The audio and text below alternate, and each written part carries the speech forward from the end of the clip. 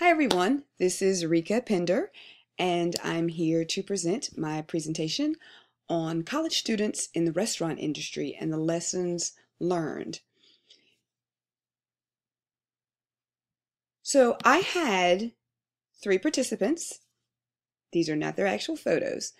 Cheryl, which is a 23-year-old junior at East Carolina University. Braden, a 23-year-old sophomore at East Carolina University. And Stephanie, a 25-year-old, as I said, self-proclaimed senior at Pitt.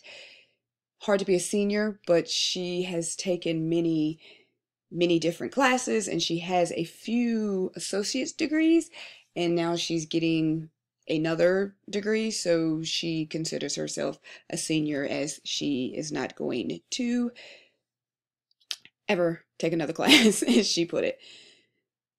They are all young. Cheryl 23, Braden 23, Stephanie 25, all in Greenville for various reasons.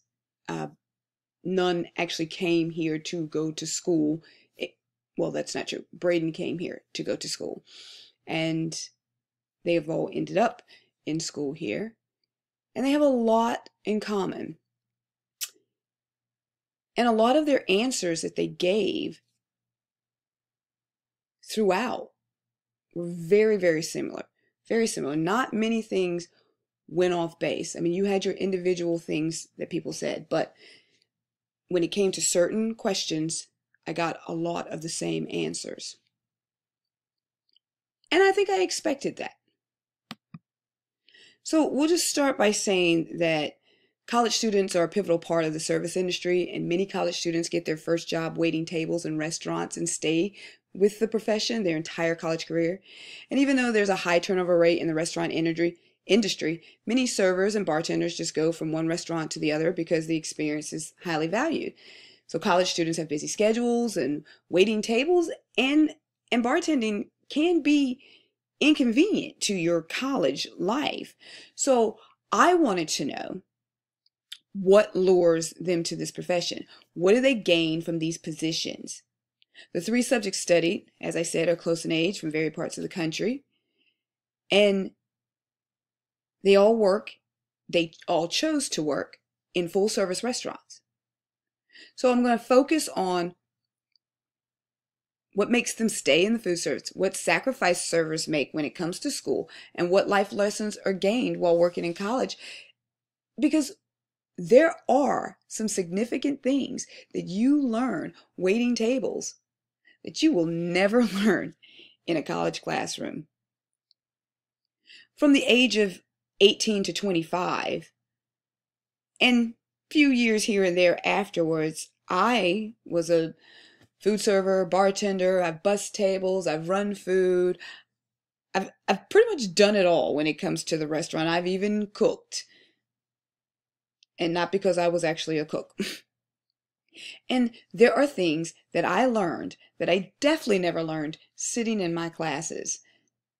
And I wanted to see if these 3 participants learn the same things. Are we all learning the same things when we're working this crazy hectic job? So, motivating factor for coming into the restaurant business. Hands down, all of them, the ability to make a lot of money. All 3 agree that that was their motivating factor for that job. You know, they're college students. They're young. They want to go out. They want to pay their bills. They want to pay for school. And really, a job at the mall, making $7, $8 an hour, is not going to give you the money that you can make waiting tables and bartending in a full service restaurant. The tips, depending on the place you work at, can be phenomenal.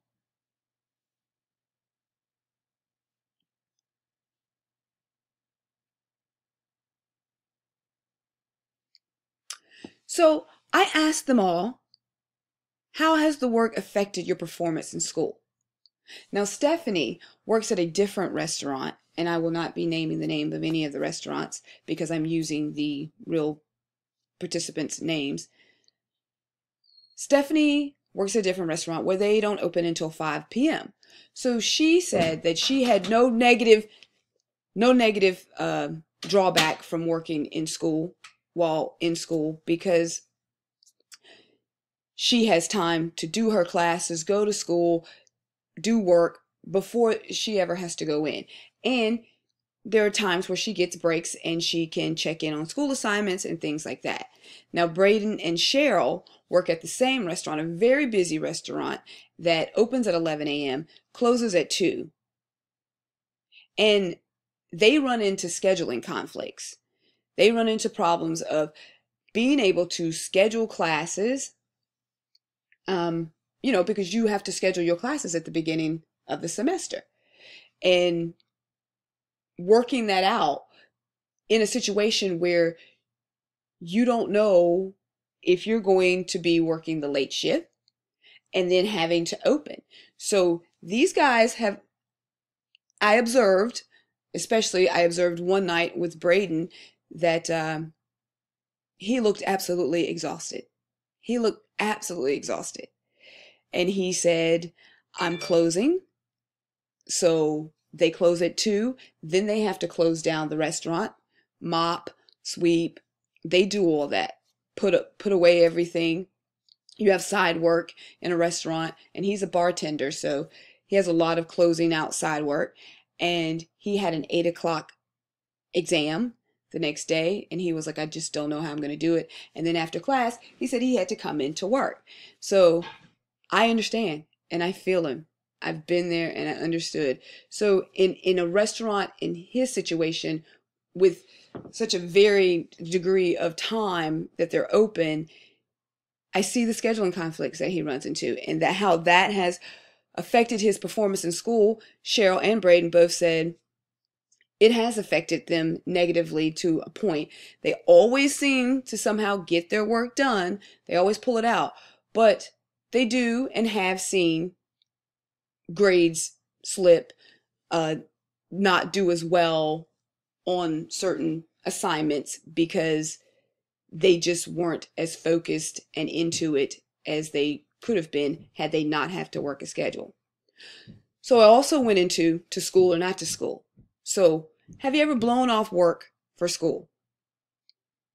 Have you ever blown off school for work?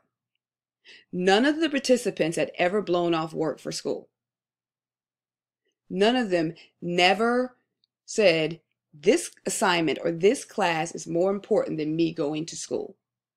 Cheryl mentioned to me that if you do have to do something like that, you have to have your shift covered before you go, before you take it off, or you will get fired. It's called a no call, no show, and you will be dismissed from your job. But all of them have blown off school for work, as I was told by all 3 of them. If you need the money, or I am needed there, and sacrificing one class or one assignment to make money and pay my rent just has to be done sometimes. So when it came down to the big picture, what have you learned that you would never learn in college? These are their direct quotes. Cheryl says, how to handle real life situations in dealing with conflict, how to stand up for yourself, and how to be a good salesman. Braden says, I can multitask, I can build relationships with most people. College doesn't teach you that. He says they want you to sit, handle situations, but you need to be out in real life. And Stephanie said, people skills and how to talk with all kinds of people from different backgrounds, and how to pick your battles. I thought those were great answers and exactly the same things I learned. You can learn conflict resolution sitting in your classroom. You can talk about financial planning, and you can do all those things.